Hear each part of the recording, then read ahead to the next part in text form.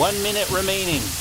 Go, go, go, go, go. Chef Michael is cutting the mushroom ravioli into traditional pillow bite shapes. He's adding some turnip and sweet potato. This will be mixed with the cornbread dressing. How much time? 30 seconds. Oh, I forgot the dressing for the escargot. 15 seconds to go. Get it. There are still things hitting the plate. Get it out of the oven. 10 seconds. Now. 5, 4, 3, 2, 1. Plates down, everyone, and step away. That could be a scene from any number of reality TV cooking shows. Iron Chef, or Chopped, or Extreme Cook-Off, or Cutthroat Kitchen. All of these shows have an element of time pressure. Pressure that can focus a chef's mind or completely derail a dish. In this episode of Choiceology, we'll look at why a shortage of time, or money, or other resources has such a significant impact on how we behave.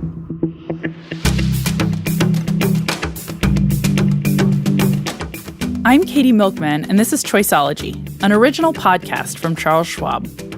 It's a show about the psychology and economics behind the decisions people make. We bring you true stories involving high-stakes choices, and then we explore the latest research in behavioral science to help you avoid costly mistakes and reach your goals.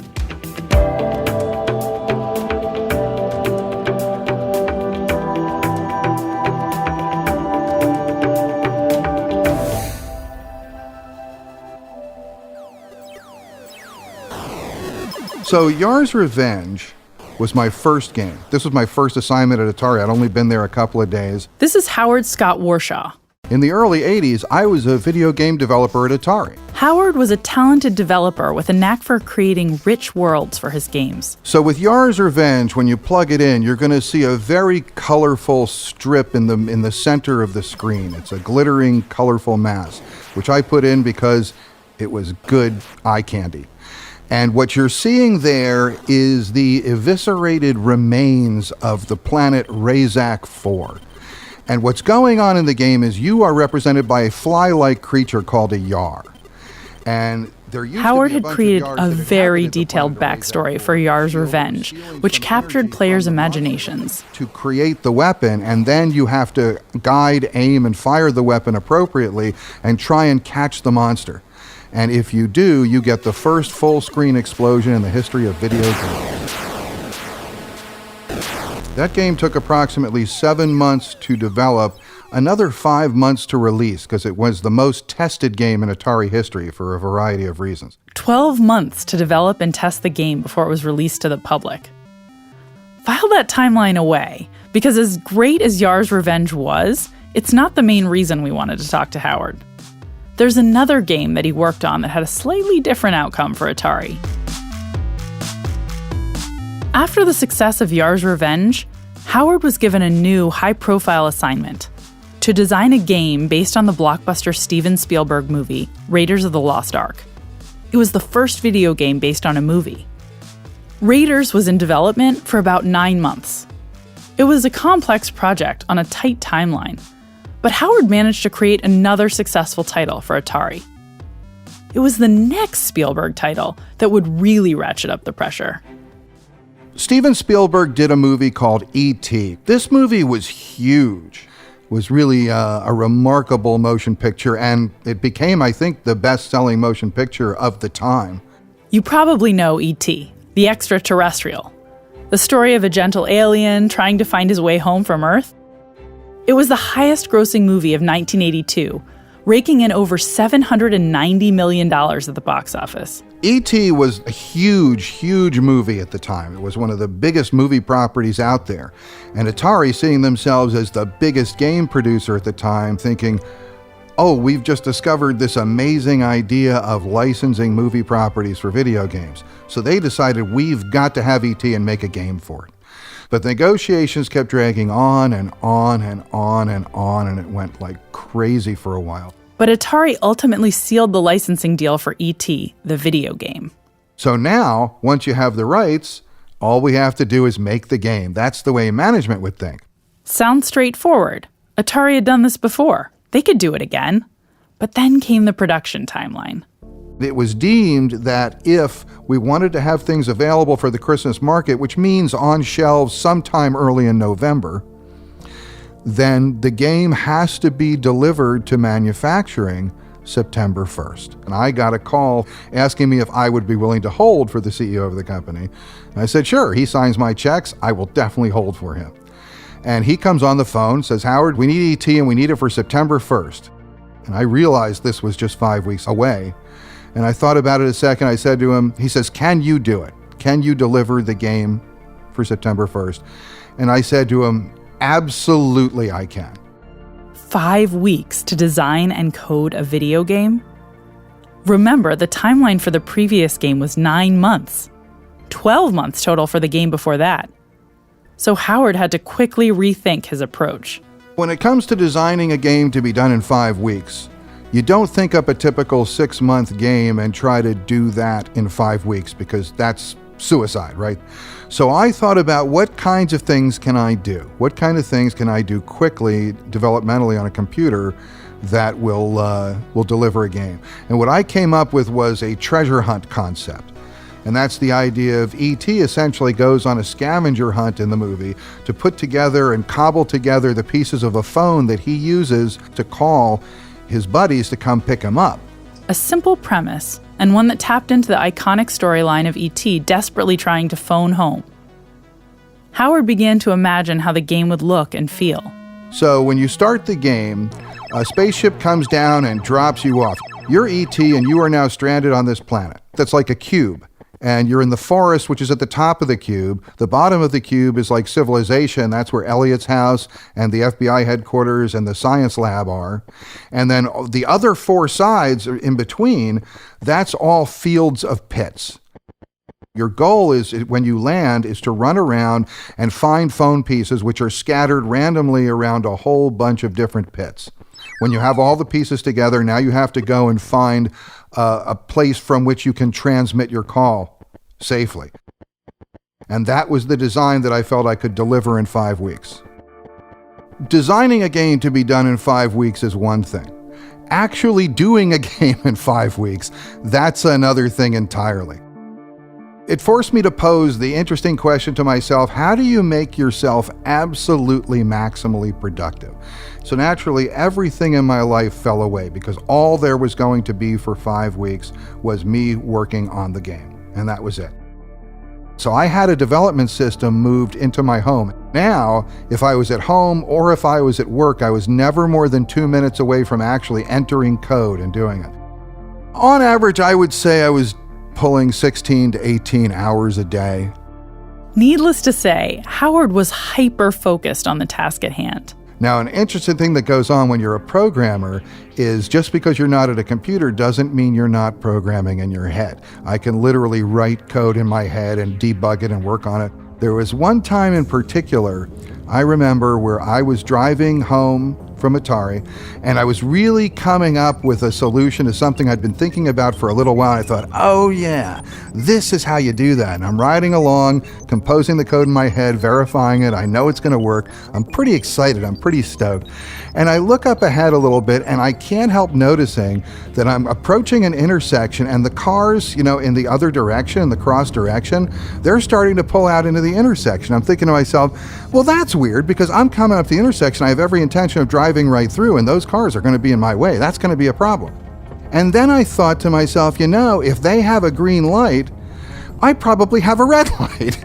And it was honestly only in that moment that I looked up, noticed the light was red, and hit my brakes and skidded to a stop just before the intersection. And holy crap. But that's the way programmer brain works at times. I was so laser focused. I was so looking at such little microcosmic aspects of whatever was going on, because that's what code is. It's such little nitpicky, dinky things, and every little detail is what you're paying attention to, that I didn't notice what the lights were. I just noticed the motion of the traffic. Once my adrenaline calmed down a little bit and I recovered my breath and thought, wow, if I'm going to make it through 5 weeks, I need to survive. So I tried to be more careful driving. Anyone who has written code will relate to this. Coding just takes over your psyche when you're working on it around the clock. For Howard, 5 weeks passed, thankfully with no major car accidents, and it came time to deliver the game. So when I finish the game, I finish it basically on August 31st in the evening. And then I come into work on September 1st because this is Spielberg Day. This is when Steven Spielberg is going to come up, and he's the one who's going to approve the game. I mean, he played it a little bit. He said it's great. And so he approves the game, and that's it.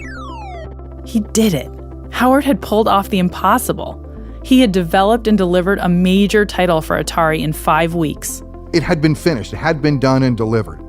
And then you don't hear anything until we get towards the end of 1982, around December. And that's when the Billboard sales figures for video games start coming out. And lo and behold, there's a point in early December or mid-December where I look at the Billboard numbers, and both Raiders of the Lost Ark and E.T. are in like the top 7 or 8 titles. And it's like, I have 2 games in the Billboard top 10 at the same time. This was a good time to be Howard. It was all good. And then what happened was occasionally executives would come by. They would come by development every once in a while. They would come up to me and they'd go, "You know something, Howard? We don't blame you." Now, I would hear this stuff and I would think, okay, it's okay to not be blamed. I don't have a problem with not being blamed for something, but I had no idea what they were talking about. I didn't ask. The interesting thing about E.T. was it was most commonly given as a Christmas present, which means a lot of people didn't start playing it until Christmas. And it was shortly after Christmas when customers began returning the video game to stores. And there was about 1 million returns. That's a lot of returns. The game was disliked. I've given this a tremendous amount of thought. I mean, the easy answer is it's the pits. People fall into the pits and they don't understand why, but that's not really the answer. The real answer to what's wrong with E.T. is it commits the ultimate video game sin, and that is that it went beyond frustration and it went into disorientation. That the game E.T. disorients the user. In video games, frustration is an essential component. It's necessary. If there's no frustration, there's no satisfaction to achieving things, and there's no gratification to playing the game. So every video game has to have frustration. What it can't have is disorientation. Disorientation is suddenly not understanding where I am, what I'm trying to do, or what's going on. There were too many situations in which the player could become disoriented, and that was a big mistake on my part. That mistake had a lot to do with the development timeline. What I didn't have with E.T. was time to tune the game. Tuning is such a critical part of any game. There was just so little time that there wasn't any room to step back. And that's so important to, taking off your own blinders is a very important thing in design. The things like the disorientation could have been addressed had there been more time. I never had that opportunity with E.T. But the truth is, by the time reviews were coming out and saying what a horrible game it is, there were so many other real problems going on, and Atari was literally falling apart and just shrinking down to nothing. This was the same time when the 2 chief officers of the company were being investigated by the SEC for improper stock manipulation and insider trading. It wasn't until later into the 90s when people started to really identify E.T. as the cause of the video game crash and the thing that really ruined everything. The video game crash was a large-scale recession in the video game industry that lasted from 1983 to 1985. Sales dropped by nearly 97% in the United States. I did one of the best games of all time, one of the real founding games in terms of developing standards and establishing practices in the video game industry.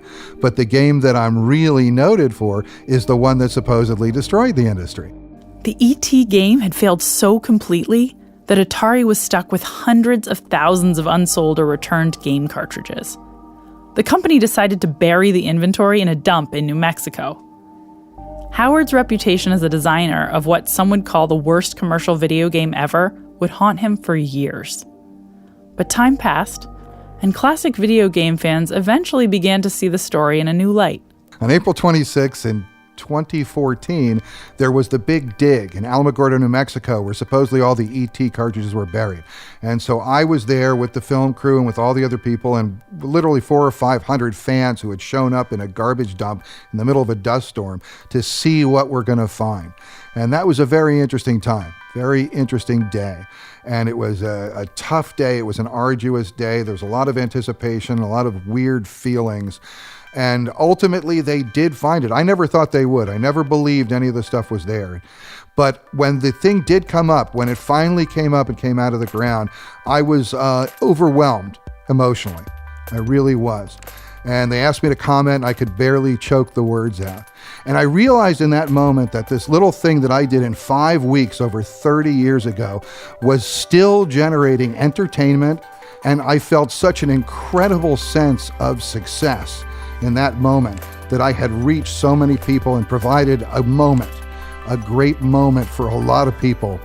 I was just extremely proud and honestly a little overwhelmed to be in that place at that time. It was an amazing day.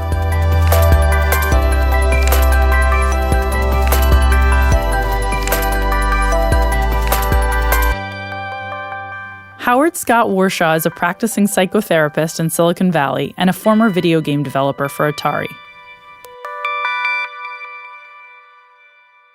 There were several different factors that contributed to the spectacular failure of the ET video game, including increased competition and an industry-wide decline in game quality. But the one factor I'd like to zoom in on is the impact of the extremely tight timeline on Howard Scott Warshaw. For the 5 weeks he was designing and developing the game, he basically thought of nothing else. The scene where he nearly ran through a red light into a busy intersection illustrates how almost all of Howard's mental bandwidth was taken up by the project. Of course, hyper-focus can be good. It helps us meet deadlines and complete projects, but that focus comes at a cost. In the case of the ET video game, there was a serious cost in failing to see the big picture and to test the game to get feedback on the features that might not go over well with consumers. I'm going to give you another example of this focusing effect, but in a different setting. Instead of designing a game, we're playing a game. And there's no real time pressure, but the competition is quite unfair. We've set up a beanbag target game with 2 players. One player was given 5 beanbags. The other player only got 1. We haven't explained the reason for the difference in their allotment. Let's listen to each player's approach. First, the player with 1 beanbag. What is your strategy for tossing this beanbag here? How are you going to win this competition? Well, it's a pretty thin one. I'm going to think about it for a while. I'm probably going to rock my arm back and forward a few times to sort of feel the weight and sort of try and see if I can feel the weight and find a good angle. All right, when you're ready.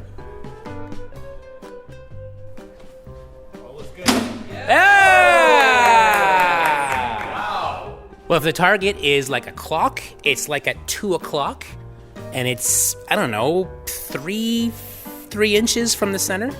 And how do you feel about that toss? I think that's pretty good. I think I'm comfortable with what I've got here. And now, the player with 5 beanbags. Well, I'm feeling pretty good. I've got 5 beanbags here. So I have the opportunity to throw, adjust, throw again, adjust. So I sort of feel like this is a no-lose proposition. Okay, great. When you're ready. Okay. Oh, it came up a little short. Like maybe 4 feet short of the target. So I'm going to have to give this one, toss number 2, I'm going to have to give it a little more weight. Okay. A little more weight, a little more velocity. Looking good. Oh, now, so toss number 2, a little too much weight and velocity. I now overshot the target by 2 feet. Okay, I'm nervous. Because now I'm almost 50% through my beanbag allotment here, okay? Oh! Oh! I'm getting worse.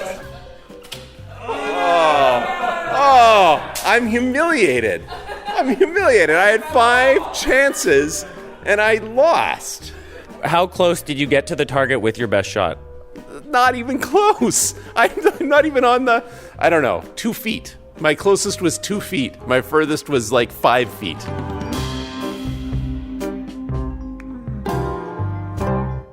This is one example in a very unscientific experiment. But we did run several instances of the game with different players, and we found that more often than not, the player with 1 beanbag was more accurate with 1 throw than the average accuracy of the player with 5 beanbags. Okay, this is my last shot. That one was not great. That was also not great.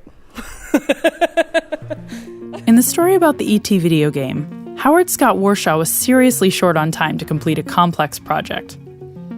In our beanbag tossing game, some of our volunteers were rich when it came to tossing attempts. They had lots of beanbags. And some were poor. They had only 1. Both examples highlight the effects of scarcity on how we behave.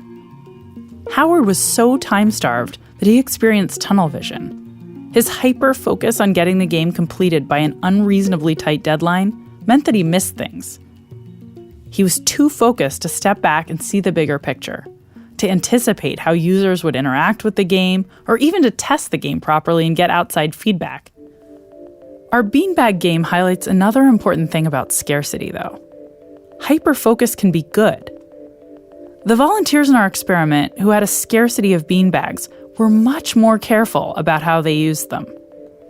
Generally speaking, they were significantly more accurate with their 1 throw than the rich volunteers, who had more opportunities to toss beanbags. Of course, it's better to have more chances when you're working towards any goal, but we tend to be more careful and accurate with any given opportunity when facing scarcity. Every chance is more important, so we do more to make it count. Scarcity of time or money or other resources captures your mind. That focus can be helpful in the case of the beanbag toss, or problematic in the case of the E.T. video game. The impact of scarcity on how we make decisions is a fascinating subject. And some of the most important work in this area comes from Sendhil Mullainathan, who is co-author with Eldar Shafir of the book Scarcity: Why Having Too Little Means So Much. Sendhil, thank you so much for joining me. Oh, it's my pleasure. I wish it were in person, but this will have to do. Could you first tell me a little bit about where the idea to study scarcity came from? A lot of it came from work that Eldar Shafir and I were doing. We basically spent a long time just trying to wrestle with a bunch of the issues that come up when you just look at how people think about poor people and about the lives of the poor. And it's just a striking thing that when you look from the outside, it's very tempting to say, wow, the poor make a lot of mistakes. Yet from the inside, it appears that the lives of the poor, from their perspective, are just very, very complex. And it's almost like you're watching someone play a very, very hard game and you don't appreciate how hard the game is. So you're like, wow, they're not doing a very good job. And so trying to wrestle with that idea and trying to make sense of it is really where some of the ideas came from. Could you give us a high-level overview of what you see as the key findings from the scarcity work you've done? Yeah, I think in the scarcity work, I'd say there's a couple of insights that are pretty important takeaways. So one insight is that we observed that being poor seems to hinder and worsen decision-making. And I think the easy explanation for that is, oh, well, the poor are just worse, less talented people. They make more mistakes because they're just not good. One of the key findings that we show is actually know that the causality kind of runs in the other direction, that being poor, any of us being poor, would actually have less cognitive capacity, that poverty itself taps us of mental energy. And the other key finding, which is kind of a corollary of that I walk away with, is that it's almost wrong to talk about the poor, because that gets us to think about people as if there was something dispositionally different about the people who are poor. I'm finding it more and more useful to talk about what poverty does to all of us. And that move towards recognizing that it's a situation rather than the person obviously is not new to us. It's an old history in social psychology which says we often make attributions to individuals, dispositional attributions that we ought to make to the situation. Could you dive a little bit into some of the studies you've done on scarcity, maybe even pick your favorite one and tell us a little bit about a favorite study on scarcity? Yeah, I would say I have two that I really like. So one was, besides with Eldar, was with Jiaying Zhao and Anandi Money, and it was work on sugarcane farmers. And that may seem alien to some people, but ultimately people are people. And what was interesting about sugarcane farmers is that they get all their payments, their entire earning roughly shows up at one moment. It's like you getting your salary on June 1st or something. And as a result, July and August are good months, but then the money starts to run dry by the following March, April, May. So you have these lean seasons where these farmers are like poor, and then the cash comes in and they're rich, which means you get to see the same person when they're poor and when they're rich. And in that study, at least, what we found was that by looking at that same person, they actually did much worse on a bunch of cognitive tests, effectively acting as if they had less cognitive capacity when they were poor, and suddenly when they got rich, they looked like they got smarter. And that was really illuminating to me. So I thought that was very interesting, and it showed, oh, maybe in some contexts at least, there is a big effect of poverty itself on mental load or bandwidth. The other study I like is with Anuj Shah and Eldar Shafir. It's stuff that shows that a lot of the things that you and I might do that are actually not that rational, the poor don't do that. So my favorite one of these is if I said to you, hey, Katie, there's a $20 thing I'm buying, and I saw it on sale for $15 on the other side of town. It's 30 minutes. Should I go? Or if I said I'm buying a $500 thing and it's on sale on the other side of town, 30 minutes, for $495. Most of us would think it's foolish to travel, spend that much time for a $5 savings on $500, but would happily travel that time for a $5 savings on $20.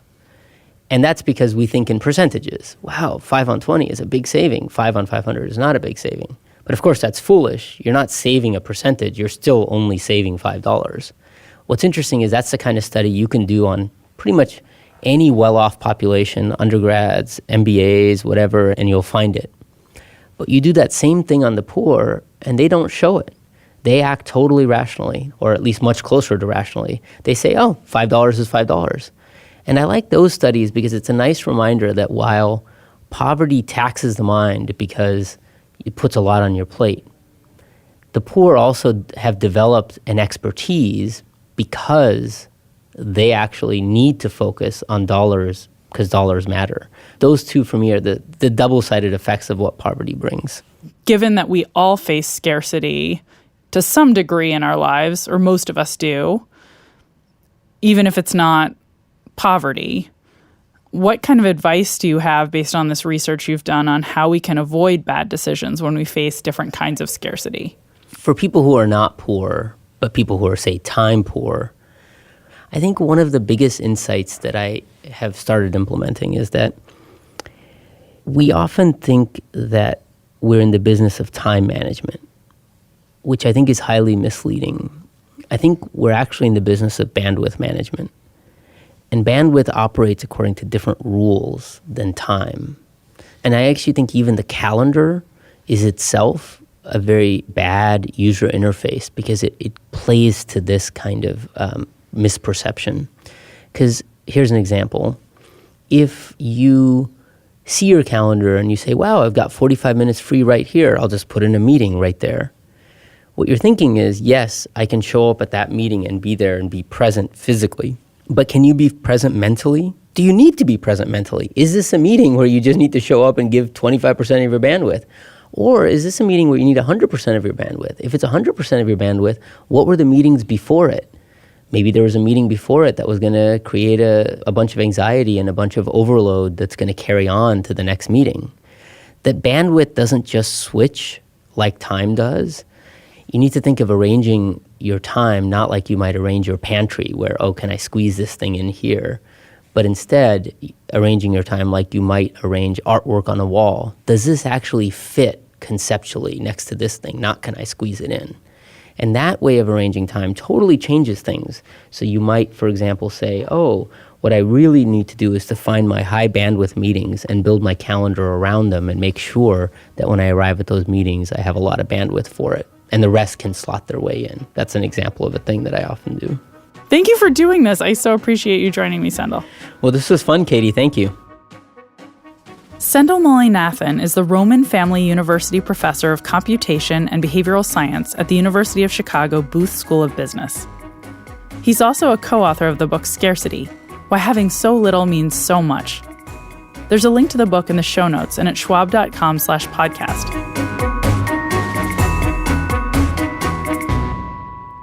Anuj Shah is one of Sendhil's collaborators, and he's made some fascinating observations about how scarcity affects us. His research was also the inspiration for our beanbag tossing experiment. Hi, Anuj. I'm so glad you could be here today. Thanks for joining me. Yeah, hi, Katie. Thanks for having me. So, to what extent have you guys uncovered solutions for this bias? Well, we haven't necessarily ourselves uncovered new solutions. I think this work has given us a helpful lens for thinking about existing solutions that might be particularly effective for those who are dealing with scarcity.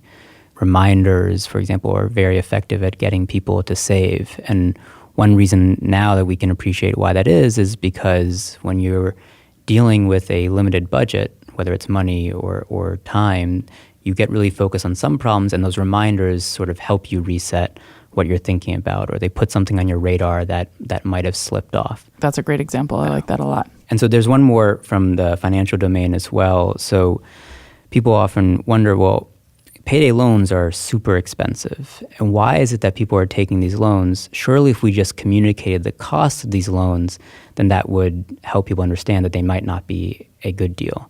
And so there's work by my colleague Marianne Bertrand and Adair Morse where they test different ways to communicate the cost of a payday loan. And in one frame, what they do is they talk about the annualized interest rate, which can, of course, be above 500%. And that sounds kind of shocking when you hear it in those terms. But another way they talk about the cost of loans is to talk about the concrete dollar amount. Here's what you'll owe if you take this loan. What they find is that when you talk about the concrete dollar amount, that it's more effective at changing people's behavior, their likelihood to take up a loan, than when you talk about the annualized interest rate. And I think the work that I was mentioning about how the poor think about trade-offs more often can sort of help explain this, which is that when you talk about the actual monetary cost of a loan, well, that just resonates a lot more because it makes it easy to think about, if I take this loan, what do I have to give up? Whereas when you talk about the annualized interest rate, it's a lot harder to connect that to something. Thank you so much, Anuj. This was fantastic. Yeah, thank you so much. Anuj Shah is an associate professor of behavioral science at the University of Chicago Booth School of Business. The amount of time or money you have obviously impacts how you make financial decisions. And our sister podcast, Financial Decoder, is all about the way cognitive and emotional biases might be clouding your judgment and costing you money. Check it out at schwab.com/financial decoder or wherever you listen to podcasts. Scarcity is a challenging phenomenon because we can't always control the amount of time or money or other resources we need. But it's useful to know that the way you make decisions will change in times of scarcity, and not always for the better. Planning ahead is one way to relieve your mental burden during times of scarcity. If you have a big project coming up, you might need to plan to get help looking after your kids. You might proactively delegate lower priority tasks to free up brain power for more important things.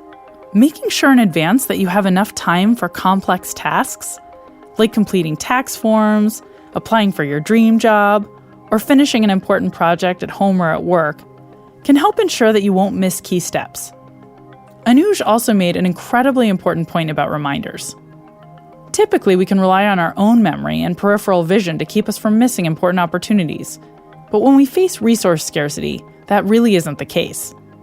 When you interact with others facing scarce resources, don't expect them to notice or remember important things. Provide reminders and alerts.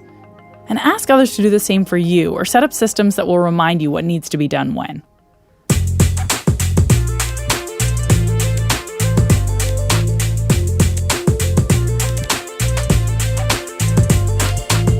You've been listening to Choiceology, an original podcast from Charles Schwab. If you've enjoyed the show, leave us a review on Apple Podcasts. You can subscribe for free in your favorite podcasting apps. That way you won't miss an episode.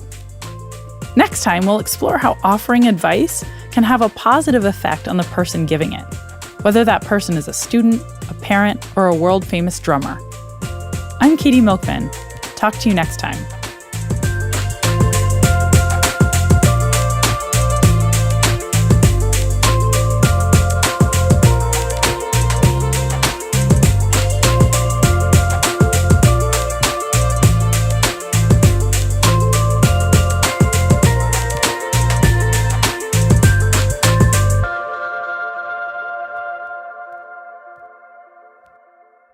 For important disclosures, see the show notes or visit schwab.com/podcast.